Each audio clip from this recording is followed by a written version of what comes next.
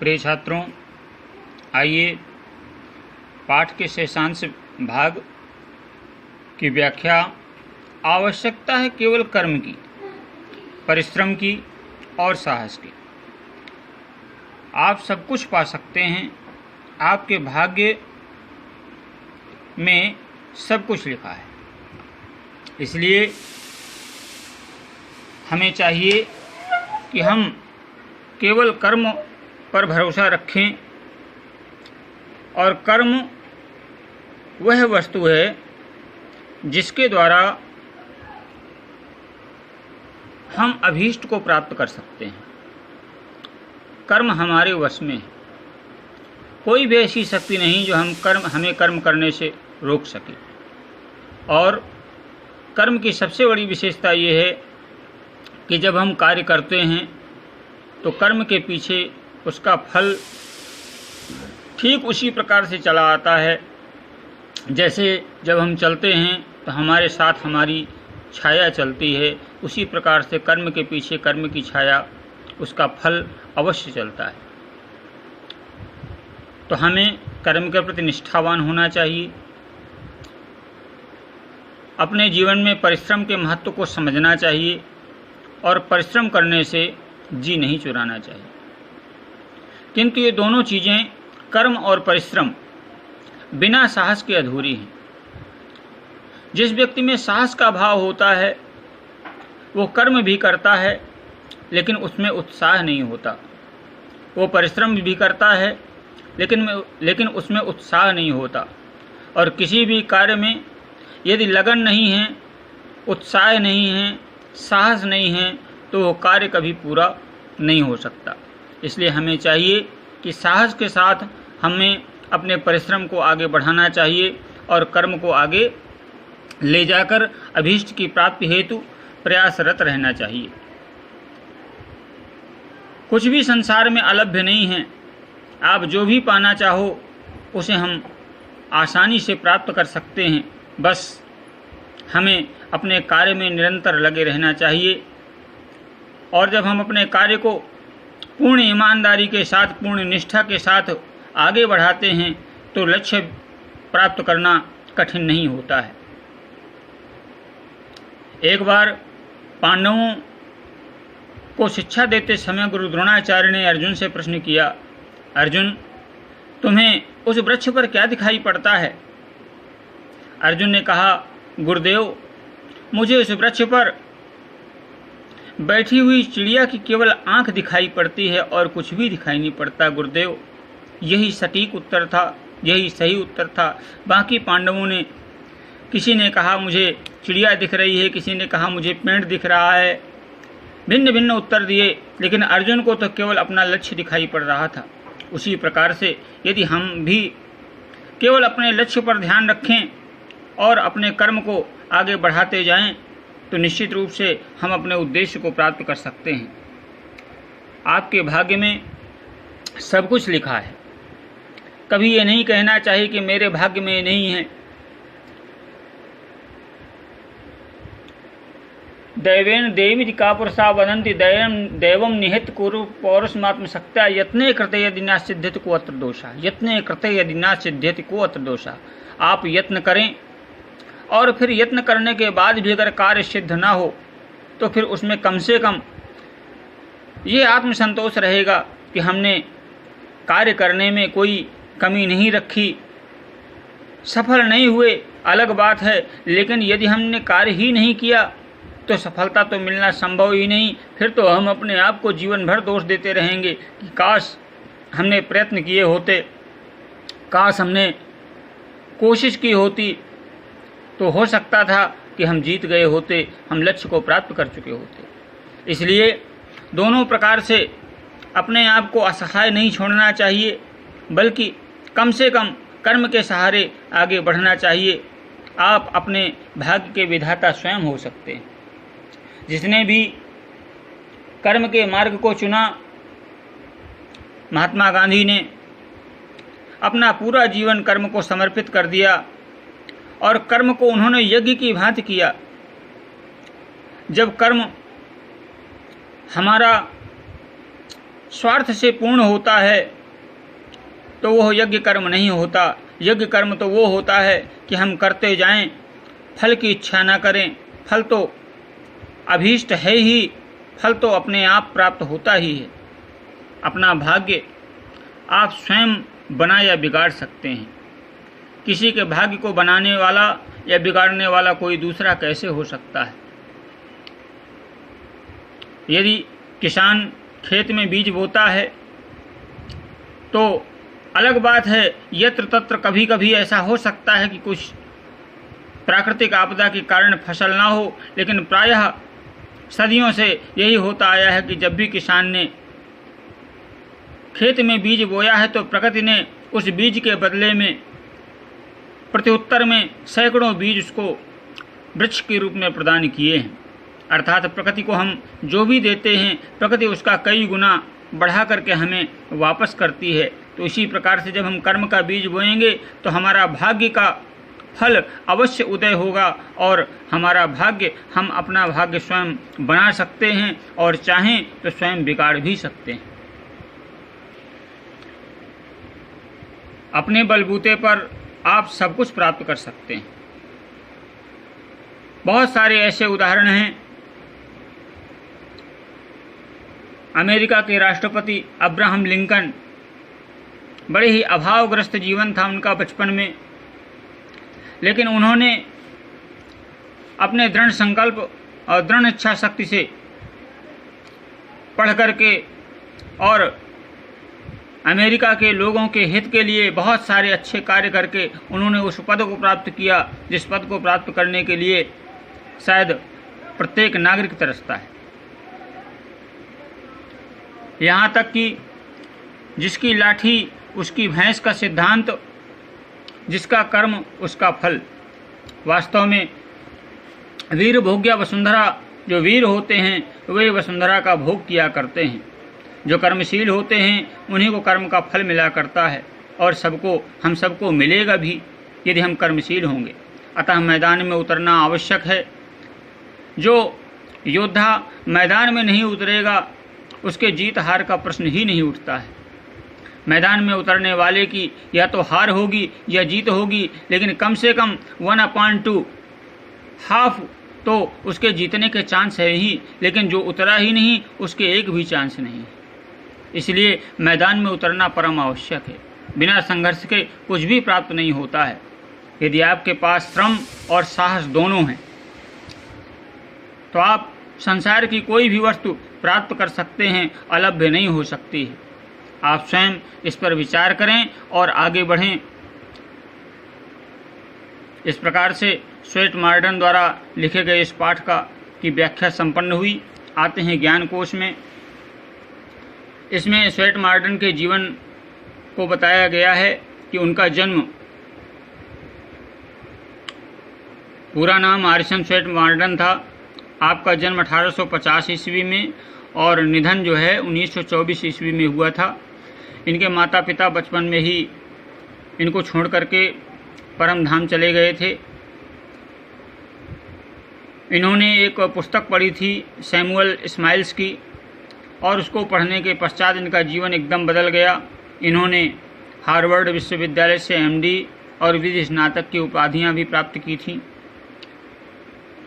पढ़ाई के दौरान आपने एक होटल में नौकरी करी और इसके पश्चात श्रम करते हुए आप कई होटलों के मालिक बने, लेकिन आगे चल कर के आर्थिक उतार चढ़ाव के कारण एक बार पुनः 1893 ईस्वी में आपको होटल में मैनेजर की नौकरी करनी पड़ी।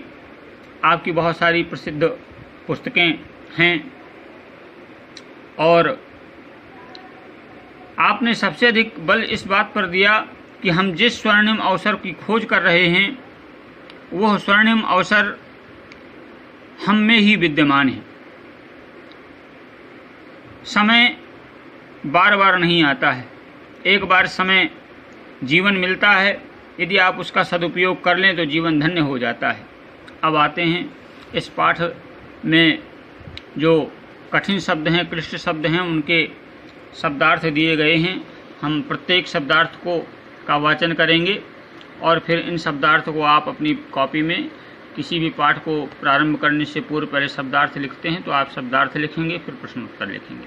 आइए शब्दार्थ में विषमता, असमानता, डिससिमिलरिटी, भाग्यवाद, किस्मत पर भरोसा करना, फैटलिज्म, प्रबल, तेज या ब्राइट, हीन, कमजोर, कमतर, इन्फीरियर, विधाता, रचने वाला, क्रिएटर, प्रमाण, सबूत, प्रूफ, प्रगति, उन्नति, प्रोग्रेस, संकल्प, दृढ़ विचार, डिटर्मिनेशन, आध्यात्मिक, अध्यात्म संबंधी, स्पिरिचुअल, सर्वव्यापी, सभी जगह उपस्थित, ओमनी प्रेजेंट, नितांत, बिल्कुल, कंप्लीटली, उद्यमशील, क्रियाशील, एक्टिव एंड एनर्जेटिक, प्रगति प्रदत्त, प्रगति के द्वारा दिए गए, नेचुरल। इसी प्रकार गुमराह करना, अपनी राय न देना या सही राय न देना, टू मिसगाइड, अकर्मण्य, आलसी या बेकार,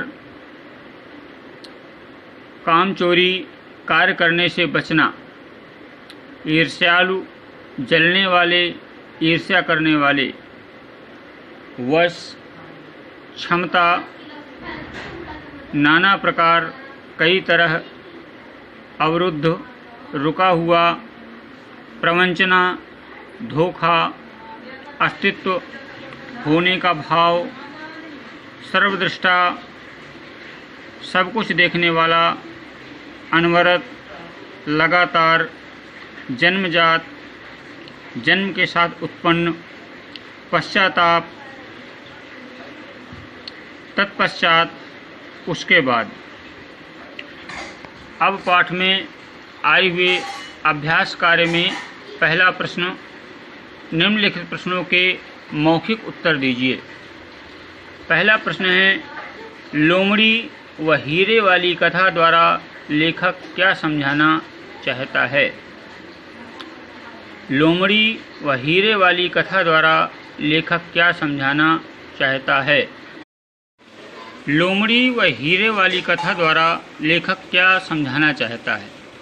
उत्तर में लिखेंगे, लोमड़ी व हीरे वाली कथा द्वारा लेखक समझाना चाहता है कि जिस प्रकार से लोमड़ी ने उन अंगूरों को बिना चखे ही उन्हें खट्टा कह दिया क्योंकि वो कर्म नहीं करना चाहती थी, और उधर हीरे वाला व्यक्ति कठिन परिश्रम करके, निरंतर लग करके उसने हीरो को प्राप्त किया।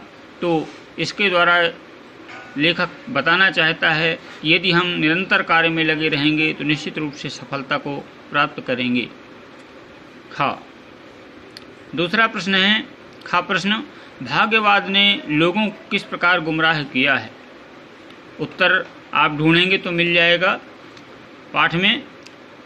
अगर आप लिखना चाहें तो दूसरे प्रकार से लिख सकते हैं कि भाग्य ने लोगों को इस प्रकार से गुमराह किया है कि लोग भाग्य के सहारे बैठे रहते हैं और कर्म नहीं करते हैं, बाद में उन्हें पछताना पड़ता है। गा प्रश्न है, चींटी जैसे छोटे से छोटे जीव से मनुष्य क्या सीख सकता है? चींटी जैसे छोटे से जीव से मनुष्य क्या सीख सकता है? इसका उत्तर लिख सकते हैं, चींटी जैसे छोटे जीव से मनुष्य यह सीख सकता है कि जिस प्रकार से चींटी अत्यंत सूक्ष्म, कमज़ोर होते हुए भी वो कभी डरती नहीं है बल्कि निरंतर कठिन श्रम करती रहती है, उसके इस कठिन श्रम से हम ये सीख ले सकते हैं कि हमें भी निरंतर श्रमशील रहना चाहिए। अगला प्रश्न है, घा, मनुष्य अपना भाग्य विधाता कैसे बन सकता है? मनुष्य अपना भाग्य विधाता स्वयं कैसे बन सकता है? अपने कर्तव्य पथ पर आगे बढ़ते हुए निरंतर कर्म करते रहने से अपने लक्ष्य की प्राप्ति करके वह स्वयं का भाग्य विधाता बन सकता है।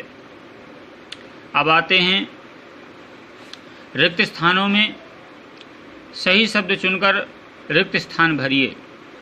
यहाँ पर 6 विकल्प दिए हुए हैं: असफलता, प्रसन्न, भाग्य, व्यक्ति, धीमा और विधाता। आइए, पहले में प्रत्येक देश का रहन सहन अलग अलग तरीके का होता है, तो निश्चित रूप से यहाँ असफलता हो नहीं सकता, प्रसन्न हो नहीं सकता। हाँ, व्यक्ति होगा, इसलिए यहाँ पर व्यक्ति भरेंगे। खा में हैं जब कोई, तो भरेंगे भाग्य। जब कोई भाग्य की बात करता है तो मुझे लोमड़ी का किस्सा याद आता है। गा में भाग्य की रचना करने के पश्चात उसका विधाता ईश्वर को बना दिया गया। उसका विधाता, भाग्य का विधाता ईश्वर को बना दिया गया। घा में किसी कार्य में असफलता मिलने पर असफलता भरा जाएगा। किसी कार्य में असफलता मिलने पर मनुष्य इस बात को मान लेता है कि भाग्य साथ नहीं दे रहा है। अंगा में सफलता पर प्रसन्न भरेंगे। प्रसन्न होकर अपने कार्य की प्रगति को धीमा न करें। फिर से देखें, अंगा में सफलता पर प्रसन्न होकर अपने कार्य की प्रगति को धीमा न करें। अब हम आते हैं इस पाठ के लिखित प्रश्नों को में। तो लिखित प्रश्नों को आपको दिखाया भी जा रहा है, आप पॉज करके इसको लिख सकते हैं और हम साथ में बोलते भी जा रहे हैं। तो जहां आपको समस्या हो देखने में, तो आप सुन करके भी इसको लिख सकते हैं। आइए, पहला प्रश्न है का इस पाठ में लेखक ने किस बात पर सबसे अधिक बल दिया है? उत्तर है, इस पाठ में लेखक ने भाग्य का सहारा छोड़कर निष्ठापूर्वक कर्म करने की बात पर सबसे अधिक बल दिया है। फिर से उत्तर सुनें। इस पाठ में लेखक ने भाग्य का सहारा छोड़कर निष्ठापूर्वक कर्म करने की बात पर सबसे अधिक बल दिया है। अगला प्रश्न है खा, सफलता पाने के लिए क्या आवश्यक है? सफलता पाने के लिए क्या आवश्यक है? उत्तर है, सफलता पाने के लिए आवश्यक है कि हम कार्य करते समय धैर्य, साहस, समय का सदुपयोग तथा निरंतरता आदि बातों का ध्यान रखें और सफलता प्राप्त होने तक प्रयासरत रहें।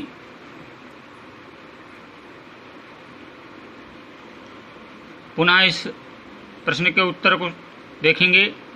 सफलता पाने के लिए आवश्यक है कि हम कार्य करते समय धैर्य, साहस, समय का सदुपयोग तथा निरंतरता आदि बातों का ध्यान रखें और सफलता प्राप्त होने तक प्रयासरत रहें।